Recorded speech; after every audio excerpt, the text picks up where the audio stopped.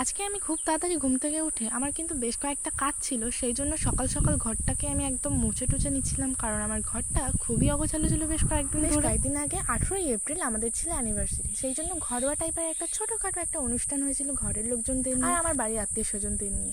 মোটামুটি সেগুলো তো ভালোভাবেই কমপ্লিট হয়ে গেছে, কিন্তু আমার ঘরটা এতটাই পরিষ্কার করতে প্রায় আমার এক সপ্তাহ লেগে গেছিলো। তো যাই হোক, সো হ্যালো এভরিওয়ান, কেমন আছো তোমরা সবাই? আশা করি অনেক অনেক ভালো আছো।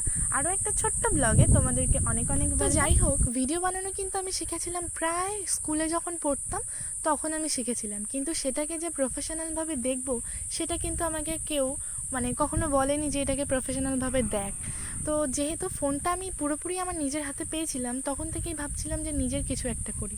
তো সেই জন্য ব্লগ বানানো স্টার্ট করলাম, কিন্তু সেটা আমার প্রপারভাবে আমি কোনোভাবেই কোনো দিনই আপলোড করতে পারিনি যে প্রপারভাবে করব।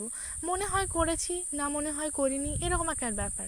তো যাই হোক, এই যে কিউট কিউট যে গিফটগুলো দেখতে পাচ্ছ, কাপ সেট, এগুলো কিন্তু আমার ভীষণ পছন্দের। এগুলো ছিল আমার অ্যানিভার্সারি না, এগুলো আমার বিয়ের রিসেপশনের গিফট, আমার শ্বশুরবাড়ি থেকে উঠেছিল। তো বিয়ের পর তো আমার এগুলো হয়ে ওঠেনি যে গিফটগুলো আনবক্সিং করব। আর তো সেই জন্য এখন আমি আনবক্সিং করছি, পরে পরে তোমাদের সবটাই দেখাবো। আর এই যে ছোট্ট মিট কেসটা দেখতে পাচ্ছ, এটা আমার বাবা মার তরফ থেকে আমার অ্যানিভার্সারিতে দিয়েছিল। এই যে কাপগুলো দেখতে পাচ্ছ, এগুলো এখন এর ভেতরে আমি রাখবো, কারণ সব তো ওপরে ছিল, ময়লার মতো পড়েছিল।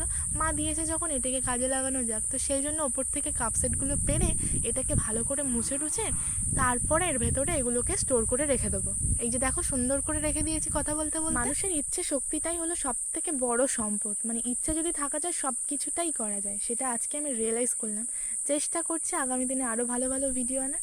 আজকের মতো এই পর্যন্ত, টাটা সবাইকে।